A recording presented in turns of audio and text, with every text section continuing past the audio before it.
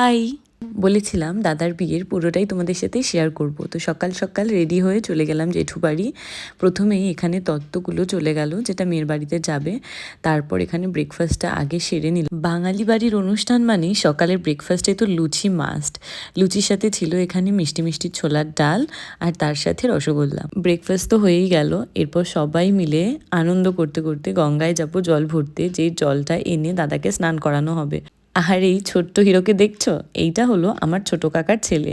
বেচারা school bus থেকে নেমেই আমাদের সাথে জয়েন করেছে, নাচতে নাচতে গঙ্গার পাড় গেল।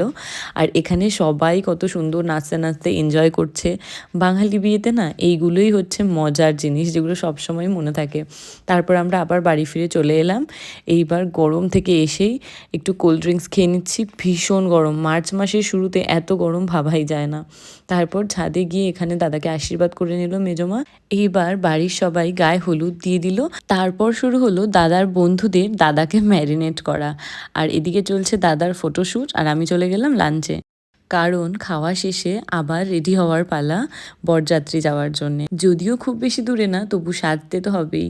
লাঞ্চে ছিল সাদা ভাত, তার সাথে ভেজ ডাল, বেগুনি, আর আমি মাছের ঝোল নিইনি, ডাল দিয়েই মাছ দিয়ে খেয়েছি। তো সেকেন্ডবার আরেকবার ডাল নিয়ে নিলাম আর বেগুনি মাছ দিয়ে খেলাম। শেষে ছিল চাটনি, পাঁপড় আর মিষ্টি। খাওয়া তো শেষ, এবার যাই রাতে রেডি হওয়ার জন্যে। তো দেখা হচ্ছে আবার পরের ব্লগে। বাই।